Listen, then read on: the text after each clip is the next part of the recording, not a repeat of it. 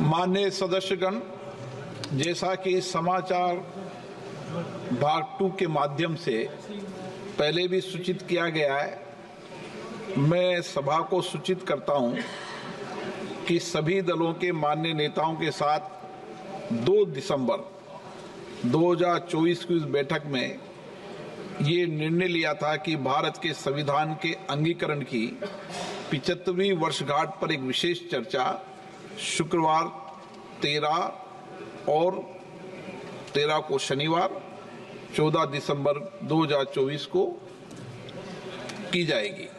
तदनुसार सभा शनिवार को 14 दिसंबर 2024 को सुबह 11 बजे भी बैठेगी और अगर आप सदन लगातार स्थगित करते रहोगे तो जो सदन जितने दिन स्थगित किया है उसके शनिवार रविवार को भी आपको बैठक में बैठना पड़ेगा।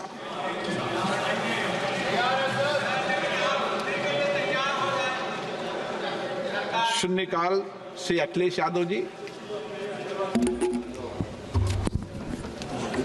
मैं धन्यवाद देना चाहता हूं अध्यक्ष महोदय आपका। नहीं, हम जो कमिटमेंट करते हैं ना उसको पूरा करते हैं, लेकिन सब दलों के नेताओं की बात में कमिटमेंट होने के बाद भी आप बेंच पे आए जो ठीक नहीं है। अध्यक्ष महोदय, कमिटमेंट में, क्रेडिबिलिटी में आपका कोई जवाब नहीं। नहीं, ये निकला मैं लेकिन दाईं तरफ वाले लोगों का थोड़ा हिसाब किताब अलग है। अध्यक्ष महोदय, मैं धन्यवाद देता हूं आपका कि आपने बहुत महत्वपूर्ण घटना पे मुझे बोलने का अवसर दिया है। संभल जो इसलिए जाना जाता था कि भाईचारे के साथ वहाँ रहते हैं लोग, वहाँ अभी से नहीं सदियों पुराना भाईचारा हजारों साल से इसी तरह रहते आए हैं। लेकिन अचानक ये जो घटना हुई है, ये सोची समझी रणनीति के तहत वेल प्लान्ड हुआ है और वहाँ के भाईचारे को गोली मारने का काम हुआ है। जो घटना हुई है वो सोची समझी साजिश है। वहाँ जो खुदाई की बात लगातार अध्यक्ष महोदय देश में कोने कोने पर भारतीय जनता पार्टी और उनके सहयोगी और समर्थक शुभचिंतक बार बार खुदाई की जो बात कर रहे हैं अध्यक्ष महोदय, ये खुदाई जो है हमारे देश का सौहार्द, हमारे देश का भाईचारा, हमारे देश का गंगा जमुनी तहजीब को खो देगा। मैं आपका धन्यवाद इसलिए भी देता हूं कि इस महत्वपूर्ण जो साजिश हुई, और वो साजिश सोची समझी इसलिए मैं बोल रहा हूं। उत्तर प्रदेश का चुनाव था, पहले 13 तारीख को चुनाव होना था और 13 तारीख के चुनाव को उन्होंने बढ़ा करके 20 तारीख कर दिया। और इस जो घटना है मैं आपके सामने पढ़ना चाहता हूं। अध्यक्ष महोदय, ये यात्रा रुकी क्यों नहीं है? यात्रा ले जाओ दूसरी तरफ।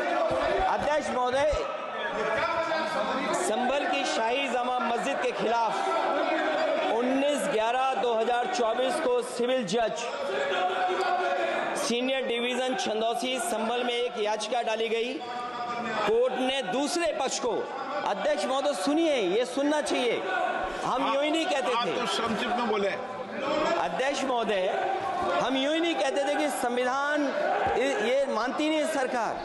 हम यूं ही नहीं कहते थे कि संविधान नहीं मानती।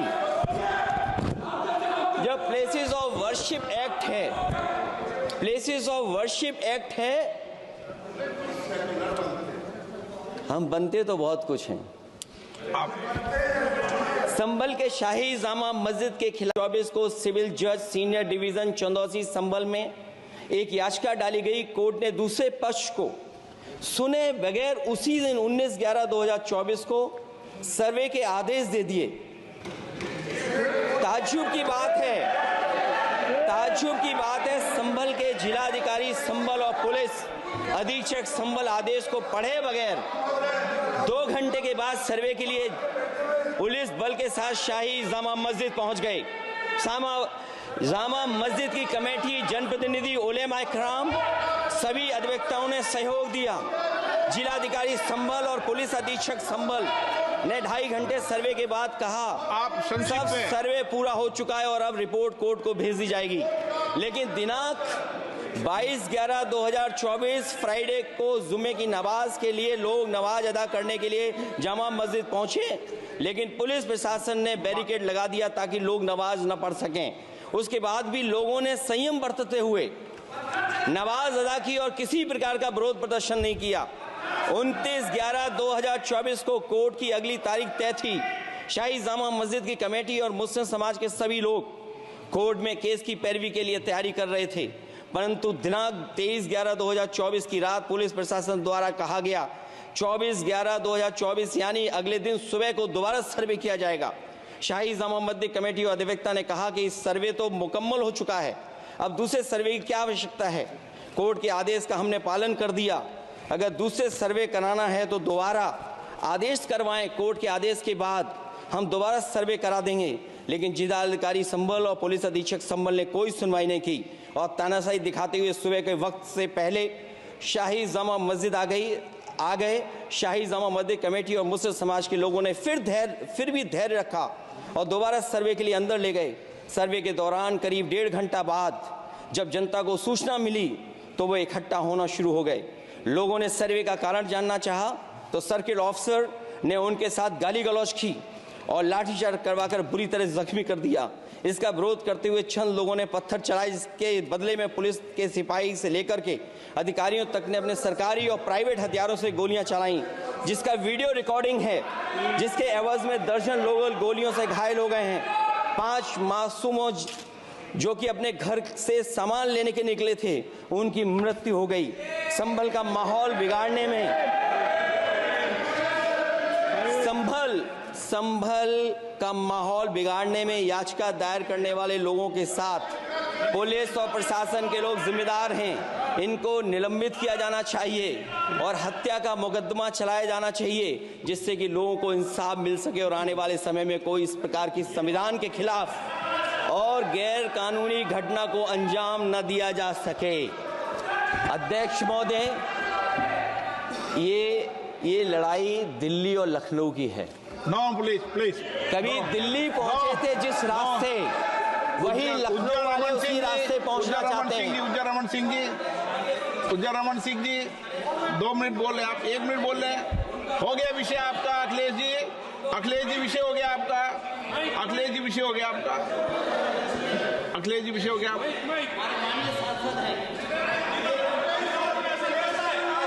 अखिलेश जी आपका विषय हो चुका है, प्लीज।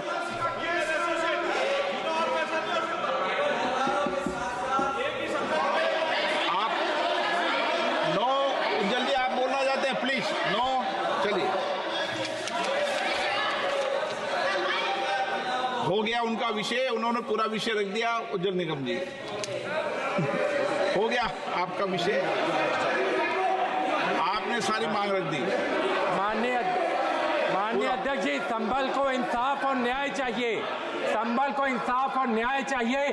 सुप्रीम कोर्ट के सिटिंग जज से इसकी जांच करानी चाहिए और जो लोग अधिकारी दोषी हैं उनको आप कंक्लूड कर दें। ये दिल्ली नो